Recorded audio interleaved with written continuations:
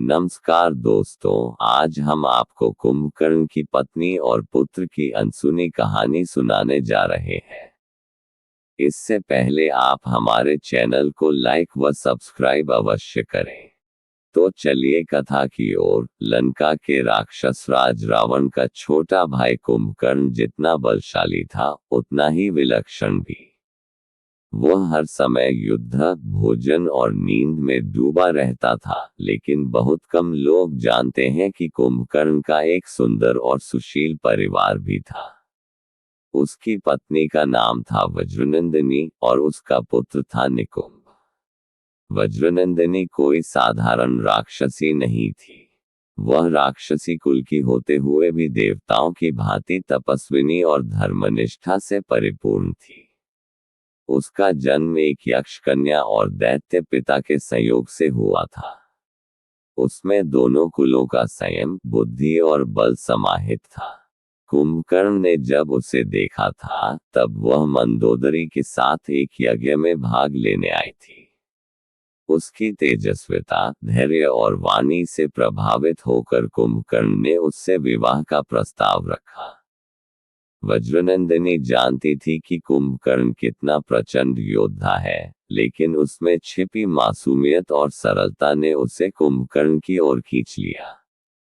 विवाह के बाद वह लंका में एक शांत जीवन जीती रही और धीरे धीरे कुंभकर्ण को भी तप और संयम की ओर प्रेरित करने लगी।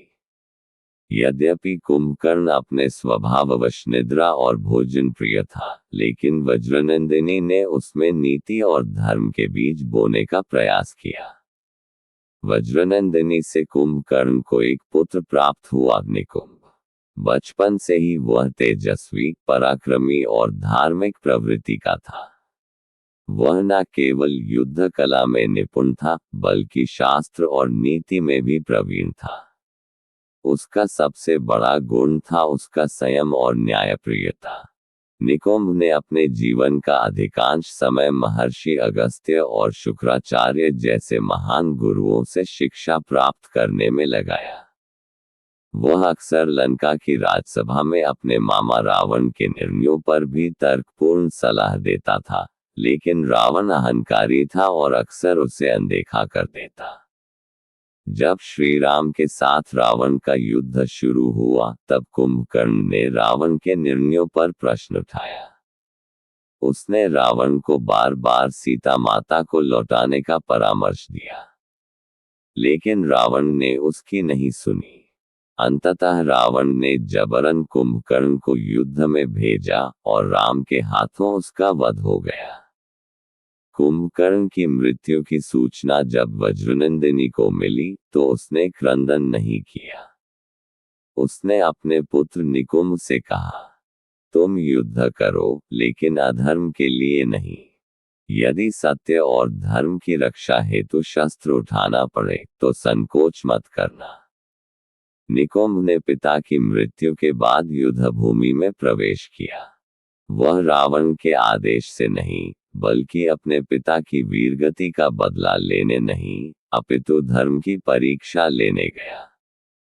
युद्ध भूमि में उसने लक्ष्मण से युद्ध किया। दोनों में घमासान युद्ध हुआ, लेकिन अंत में निकुंभ पराजित हुआ। मृत्यु से पूर्व उसने लक्ष्मण से कहा, मैं रावण की अधर्मी नीतियों का समर्थक नहीं था। मैंने युद्ध इसलिए किया क्योंकि मुझे राक्षसों के विनाश के बाद धर्म की एक नई शुरुआत करनी थी। मेरी मृत्यु उस युग के अंत की एक शुद्धि है। लक्ष्मण उसकी वीरता और विचारशीलता से प्रभावित हुए और उसका अंतिम संस्कार पूरे सम्मान से करवाया। पुत्र और पति दोनों को खोने के बाद वज्रनंदिनी ने लंका छोड़ दी। वह हिमालय की एक गुफा में जाकर कठोर तप में लीन हो गई। कहा जाता है कि उसकी तपस्या से प्रसन्न होकर देवी दुर्गा ने उसे वरदान दिया कि अगले युग में वह पुनः एक दिव्य योद्धा के रूप में जन्म लेगी और अधर्म का नाश करेगी। कहानी का सार, ये कथा हमें ये सिखाती है कि राक्षस कुल में जन्म लेने से कोई अधर्मी नहीं हो जाता। कुंभकर्ण, वज्रनंदिनी और निकुंभ जैसे पात्र ये दर्शाते हैं कि सद्गुण किसी भी वंश में जन्म ले सकते हैं। धर्म और नीति की राह कठिन अवश्य होती है, पर वह अमरत्व की सच्ची कहानी है।